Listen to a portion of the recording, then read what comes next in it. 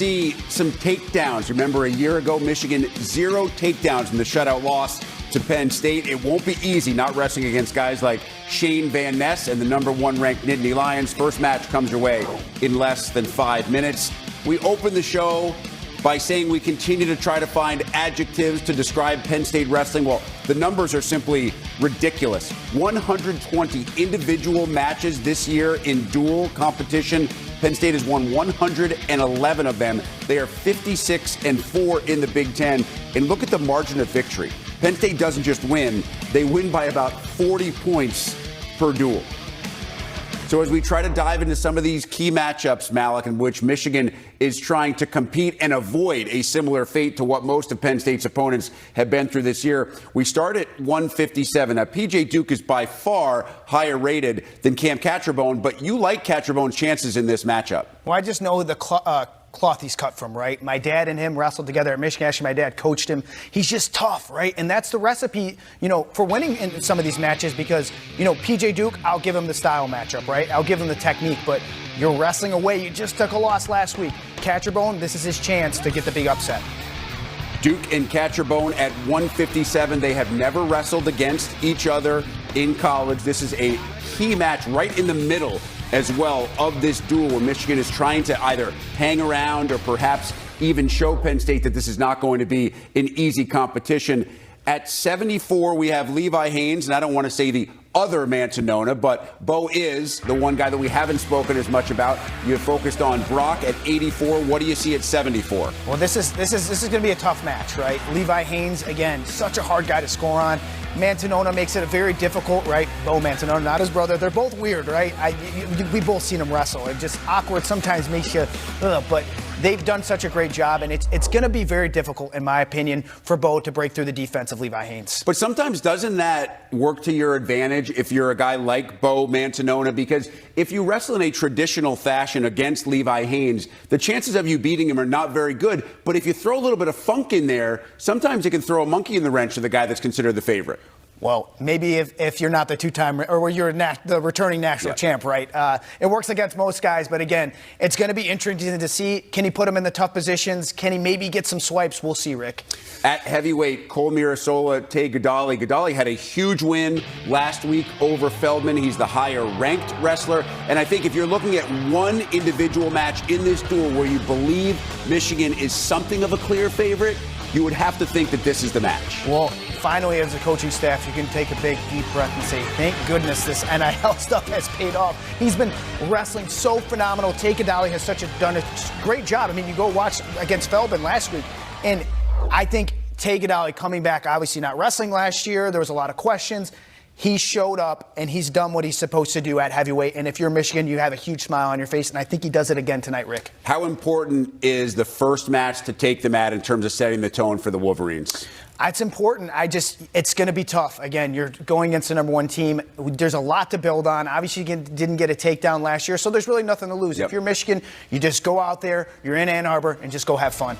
It is Michigan, Penn State. It starts our Friday night doubleheader. Iowa, Ohio State comes your way after the Wolverines and Nittany Lions are all done. Malik and I will be here with you for the rest of the night. But first, Zach Mackey and Tim Johnson are on the call. From the Chrysler Center, here tonight, Friday Night Wrestling has a doubleheader full on the Big Ten Network. Fans are fired up as Big Ten Wrestling is presented by Cliff Keen Athletic. Wrestle with the best. It's the number one team of the country. Penn State traveling to take on 11th ranked Michigan here today. And we welcome you in alongside Wrestling Hall of Famer Tim Johnson, Zach Mackey with you. Tim, this Penn State team is dominant. They're undefeated. They've got 10 ranked wrestlers, 6 of them number one of the country.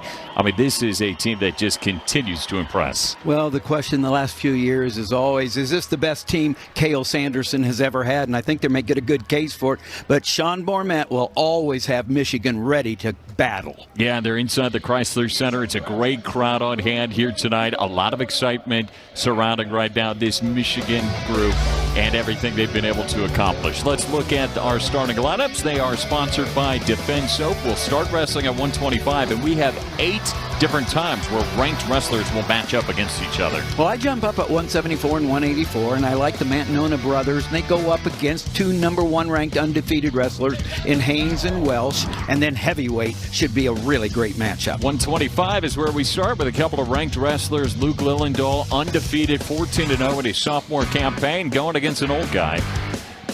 Diego Sotelo is 10-6 right now, and an opportunity here against one of the top wrestlers in the country. A thrill to have you with us tonight for Friday Night Wrestling, underway from Ann Arbor, Michigan. On one side, it's a Penn State team who is coming off a fantastic victory. Heck, a whole bunch of great ones. They're 6-0 in their dual season. Michigan was handed their first loss of the year in dual competition.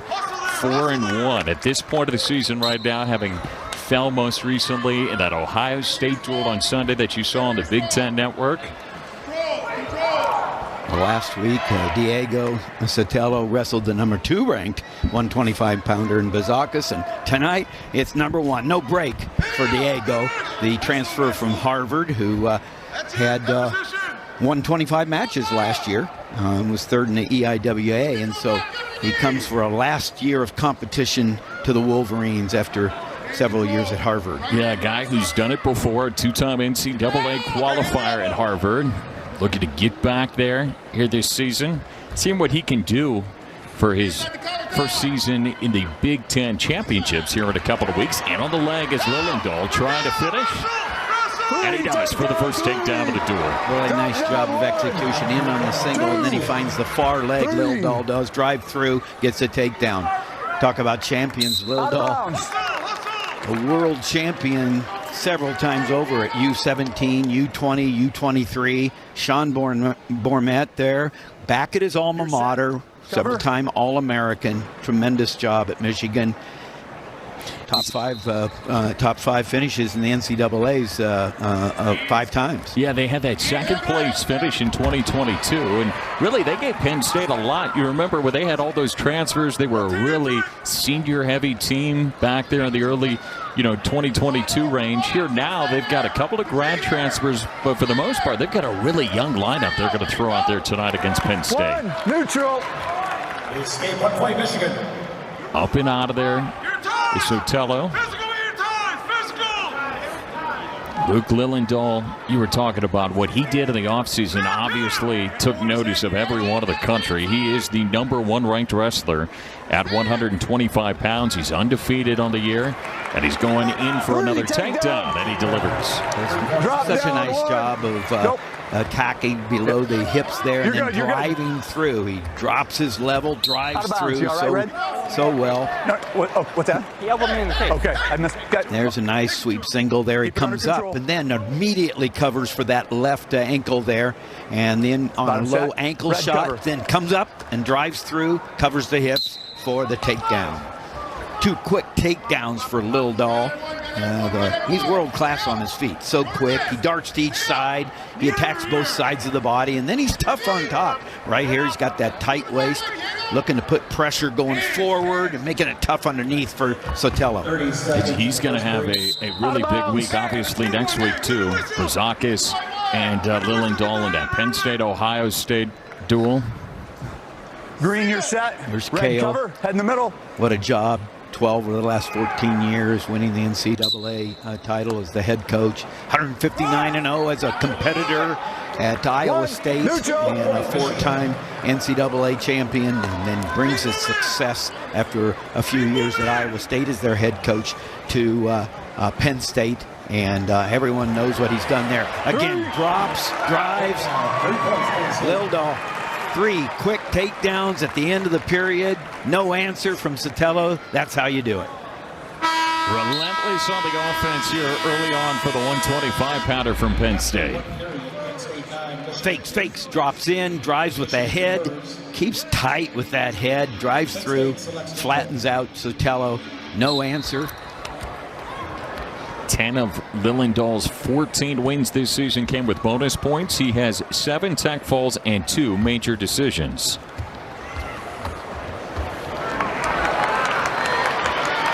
Again, in on that single, and Drops down to the ankles. Nice job by Sotelo. Hiding that ankle. Does not give up the takedown. Comes around. Good effort. Good scramble by Sotelo. Back to the center these two wrestlers go. Yep.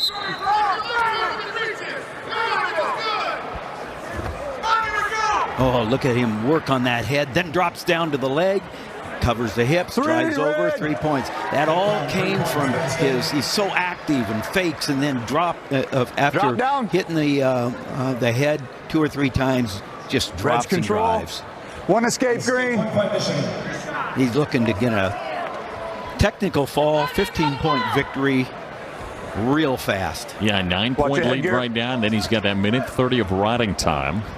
His ties to the angles. He finds an angle. He drops in. His feet keep moving. He goes from the tie to the angles. His hands are moving.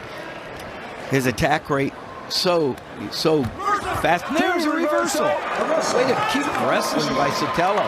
That'll slow down the tech fall pursuit by Lilledahl. One escape. 1 point, Penn State. Yeah, I mean, it's the battle within the battle here, Zach. I mean, this is a team sport as well. If you have a regular decision of 7 points or less, that's 3 points for the team. If you win by 8 to 14, that's 4. And if you win by more than 15, the match is over. And you get a tech fall. 3 takedown. Drop down to the single against Lilledahl. Made that look good. And again, at the end of the period, there's no answer. That's the way you do it. But he's still another point away from the tech fall. Those takedowns are just so clean out of Lilledahl. He's just down through, off the legs. The lone reversal here coming. Yeah, he keeps wrestling. And then he just gets a reversal, comes out, and gets the 2-point reversal. As I said, they kept it going into the third period, gives him an opportunity. But one escape. Wow. Reversal. Up and around. There's a lot of urgency by Lilledahl. Big victory. And Lilledahl starts it off with bonus points here, 125 pounds. He picks up his 8th tech fall of the season to get his hand raised to get it started for Penn State. Just hip heist is out there, gets on top, covers for the reversal, and a tech fall. Gets so much energy up and out of his stance to start that third. And he was ready to go still after all those takedowns, ready to go at 125. It starts early and quick for Penn State. I have a feeling you're going to get, your best. You're going to get your best from the Wolverines because they're in Chrysler Arena, one of the great arenas. Been around for a long time, for both basketball and wrestling. Marcus Blaze, the young freshman, right now coming in as the number 4 ranked wrestler in the country. And on the other side, Gage Botero is 4-11 of the season right now. A couple of young guys getting thrown out there. Blaze is having a stellar season in his freshman campaign, still undefeated on the year right now. Member of the U17, U20, USA wrestling teams for Marcus Blaze. And to finish my thought there, I think you're also going to get Penn State's best because they're coming off being tested in several weight classes by Nebraska at Penn State. And, it's always about getting better, and I just feel like, they feel like they can even be better than they showed last week. Cale said, he was talking this week about how the Big Ten has so much success at the NCAA championships, and he said it's because we test ourselves all season long. Obviously, Penn State's going to test themselves next week with Ohio State. Already tested themselves with one of the top 5 teams of the country, Nebraska. Iowa obviously came to town. I mean, this Big Ten season obviously always is stacked, but Penn State feels like they've tested a lot of these guys. Marcus Blaze has been tested in his freshman campaign. He's 8-0 against ranked opponents. Well, that's the same attitude that Sean Bormet had. You and I talked to him, and he talked about they saw this gauntlet, so to speak, when the schedule came out. It was Ohio State last week. It's Penn State this week. It's Iowa next week. And he said, this is who we're going to be wrestling in the Big Tens and the NCAAs. Not everyone wrestles everyone, and there are other schools that don't meet the top teams this year. I think they're at a disadvantage, and that's how Bormet sees it. We get to feel these guys. These are the ones we're trying to beat. We get to feel them before we get to the Big Tens. what an atmosphere that's going to be, covered completely from start to finish by the Big Ten Network at State College in first weekend of March. Yeah, we're so fired up to get to State College. You know, the interesting part is Blaze is coming around and getting his first takedown. The Big Tens are at State College, so Penn State is traveling this weekend. They will not travel again until the NCAA tournament when that comes towards the later part of March. So they're going to spend a lot of time in the friendly confines of State College. That works out pretty well, doesn't it? It does. The short offense there by Marcus Blaze, really nice job. You know, ran the corner after he had the front headlock and just does a really nice job of, first of all, staying in his stance and being real disciplined in his position. And then the front headlock, ran the corner, got the 3-point takedown. Greg Botero, a guy who's from the state of Pennsylvania, was a state champion at Faith Christian Academy from Lansdale, Pennsylvania. Marcus Blaze, who's a guy from Ohio out there wrestling for Penn State, but a 4-time Ohio State champion. Perrysburg High School, where he did his wrestling. Marcus's brother, Joy, wrestles for Purdue, and he was a runner-up last year at the NCAAs to Antrell Taylor from 40 Nebraska. seconds. Go ahead and get set, Green. The Blaze brothers would like to be on the podium together this year, I'm sure. Red cover, head in the middle. Blaze, the number 2 recruit in the class of 25. You know, I just sit there and amazed by the next geners, you know, and now you got Jax Forrest, Bo Bassett, the freshmen that are doing so well. The wrestling's just evolved, and they're just better coming out of high school because of the internet. You get to watch the best, and they come out ready to go. And a nice job of anticipating that roll by Blaze. He gets 3 points. He hooks up the cradle. He's looking to keep him on the mat, pull him in. He's going to try to come backwards with it. That cradle's locked. As long as you're inside, you can pin him off. Now he's going to make room if he can. Time's going to save Botero. Marcus Blaze looking for his 5th pin of the season. He'll get all the near fall points, but the horn saves Botero in the first. Penn State is in the down position to begin the second period. If it had been any longer, he was going to make room for those shoulders to drop through. Probably would have got the fall, but saved by the bell. Blaze will select to go down. He's up to his feet.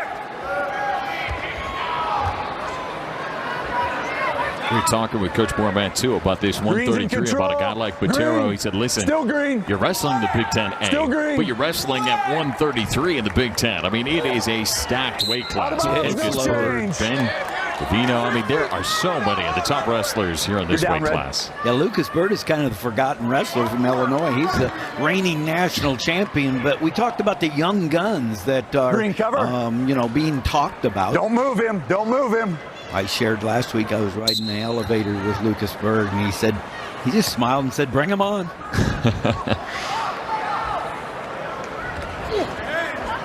Botero has the Merkel there, but Blaze able to break the leg that was laced inside, comes around, snaps the head. Again, see how well he keeps in position, Blaze. Always lower than his opponent there. Stays in position, works that head. Now he's going to try to run that corner. And continues on, relentless. Another 3 points. And he's eyeing in on a tech fall right now. He's Blaze. He's got 5 of them of the season. And he's trying to make it back-to-back tech falls for this Penn State team to get it rolling for the Nittany Lions. Out of bounds.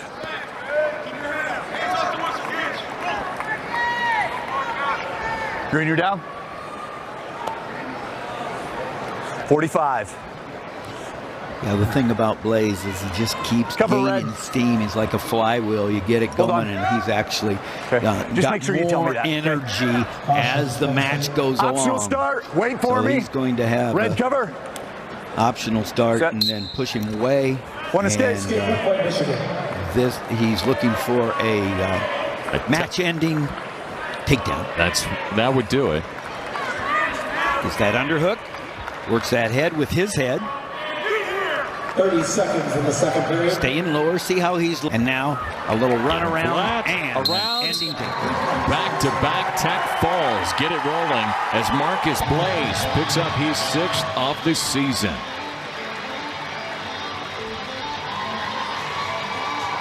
Blaze got the win, and he added some books. We gave Lilledahl a loss in a tournament, but it's not an official by NCAA rules. That's how good Desmond is. That's how good the backups are for Penn State. But now he's going to be up at 141, and so two guys getting used to a new weight class.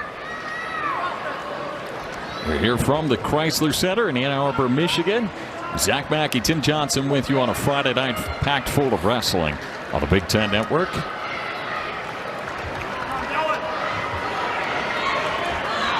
Dylan Ragusin, 4-time qualifier, 2-time All-American at 133. He was the Big Ten runner-up a few years ago to Dylan Shaver from Rutgers, and so he's had his opportunities and to be a great Wolverine, but coming back from that ACL total reconstruction is tough. Yeah, big time tough. He was 6-3 last year until that injury shortened his year.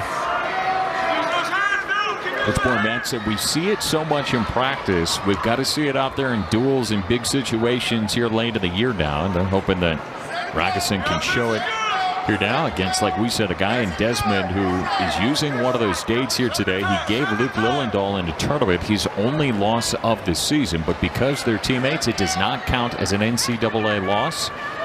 So Lilledahl still with a perfect 14-0 record.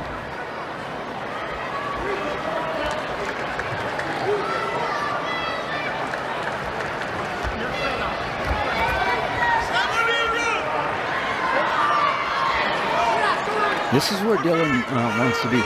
Work that underhook there. Get your ties, control the center of the mat like he's doing there, and then execute.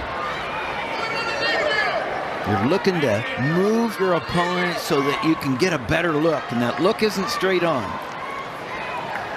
Both these two guys, two-time high school state champions. For Desmond, it was in the state of Pennsylvania. They're Bethlehem Catholic.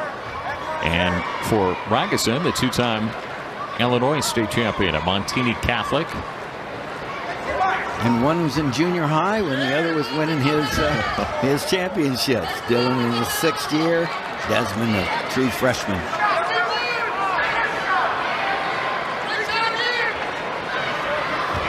There's that underhook. Anticipated by Desmond. And it was a nice job of Desmond dropping back in. Good hip action by Dylan, but see how Desmond continues to fight, and so does Ragusin.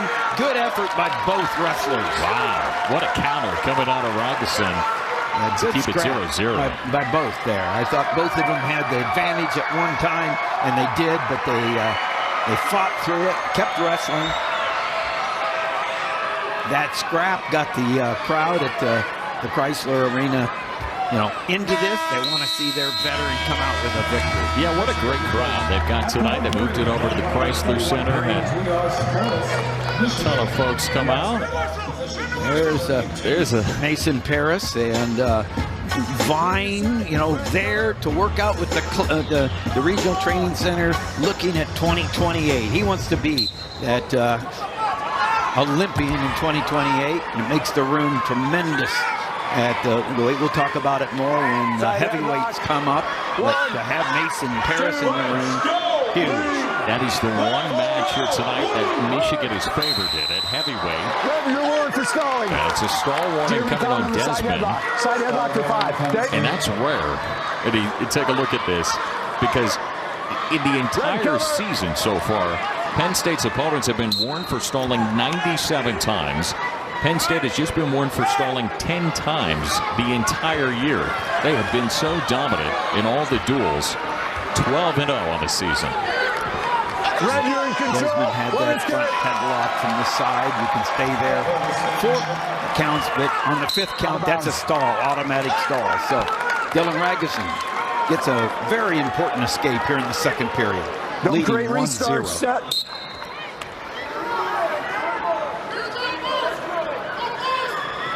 this is where you're hoping that Dylan Ragusin's getting close to being at peak, you know. And now drops down in, but can Desmond cut that corner, trying to cut the corner? And he does get 3. He was able to hook that ankle. Now puts the boots in. Desmond comes out with a 3-point takedown, goes out in front. And now with the boots in, looking to break Ragusin down to the mat. Still with that leg in. Yeah, he's responsible for getting back down. Wrestle through this. Wrestle through this. You're warned for stalling. Right. No warning coming on Desmond. That's his second, and that results in 1 point for Ragusin. Restart. Both guys have to wrestle there. Both guys.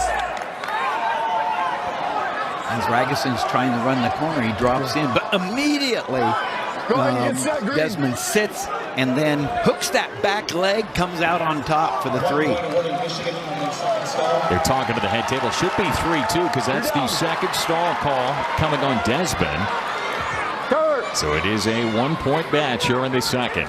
Very savvy by Ragusin. He knew what was going on there. He knew that Desmond was responsible for returning him to the mat. No swipe as the wrestlers roll through. Here again in a scramble. I love the scramble going on by Ragusin. He's continuing to wrestle through positions, trying to come across. He gets to the reversal. Ragusin takes the lead. And now really important time for Ragusin to not let Desmond go here. And he does not. The reversal at the end of the period, no answer. The Michigan bench loving it as he got around and broke the hands. Well, this is a really good job by Ragusin of wrestling through the position. He just kept wrestling. Now he's going to anchor his hips and scoot around, hook the leg, and get the reversal. So Sean Gourmet is wanting a conversation with the officials right now. Jason Wedgbury is our lead official, and they are going over to the replay monitor to look at this. It will be the first time that the officials go over there. I think they're looking at a swipe because the Michigan bench thought maybe they're late. It could have been a swipe of the... It seemed like the swipe was one that Penn State wanted. And so we'll see. I mean, that earlier, but that would be too late. So I know this. They're excited. Okay. So he comes around. Yeah, you're right, Zach. They're looking. Should it have been a swipe? And I don't think riding so. time. Back to wrestling. And maybe. Okay. Riding time is what they actually wanted to check. There was no challenge brick thrown by either side. I think Kale was trying to get some clarity. Was the challenge brick thrown? It was not. The officials started that challenge and went over there to fix the riding time. This is a really important third period for Dylan Ragusin. Opportunity to get the Wolverines on the board. This is a gut check. You're going to have to win 2 or 3 times in this period right here. Ragusin's going to need to win 2 or 3 times in difficult situations, I believe, to pull out this victory. He's a guy who's done it before, an All-American 2 years ago in Ragusin. The injury sat him down. Can he come back from that? And can he get back to the podium? But Desmond turns him around and gets the reversal. He's looking for swipes. And Ragusin's looking for a reversal right here and trying to get out for an escape. Needs to get his escape. Nice job by Desmond. And he gets it. We have a tied match. Both easy, stalemate. Back to the center they go. Boy, these two can wrestle through any position. So this is a reversal. And then Ragusin comes on and gets the escape. Like I said, you gotta be able to now execute when you're tired. Times more that you're gonna have to wrestle through difficult situations. And this crowd is ready to get behind their Michigan wrestler. No riding time significance right now, so it comes down to this with 40 seconds left. It's the young gun in Nate Desmond getting thrown out there at 141 pounds against the old vet, Dylan Ragusin, who's been there, done it, an All-American already. Ragusin right there should shoot him out because he's got a stall call on him. But right now, he's not taking advantage of that opportunity that I think he has. And Tim, these guys have been scrambling. They've been going through positions. You can see they are very tired. Here with the final 15 seconds. A hard sport. But can Ragusin finish it? On the edge of the mat. He's going to try to bring him back on. You got to really, this is it. This is your opportunity. Okay, they're going to go to sudden victory. Sudden victory. Coach Bormat loving it. From Dylan Ragusin. These two have had a great one so far, so let's put 2 more minutes on the clock. The first one to score wins it. Red score first. I like that when Ragusin's got his tie-ups going. He's got to force his control. Don't do anything. Ragusin on the edge of the mat. He doesn't know where he's at. Oh, and Desmond comes back and gets the victory in overtime. The young freshman stuns the crowd from the Chrysler Center. Final score, over 141-pound match in overtime. Desmond. He gets thrown in, and in overtime, finds a way to get the job done. This is where you got to know where you're at the end right here. And Desmond kept wrestling like it was in the middle of the match, comes back, drives through the hips, and gets the takedown.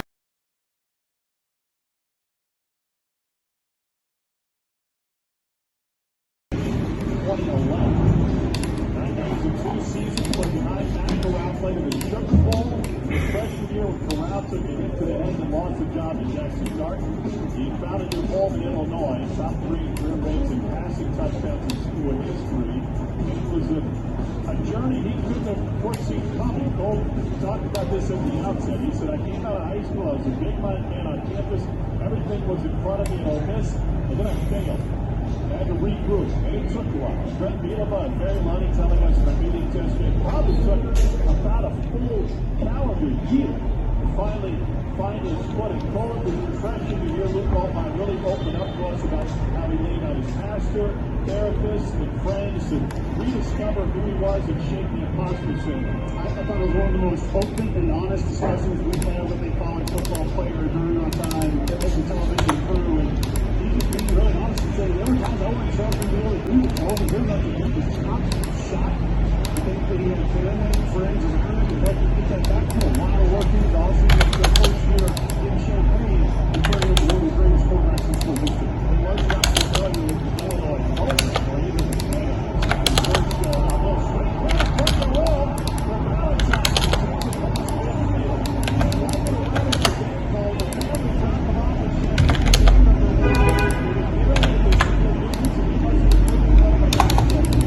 Focus on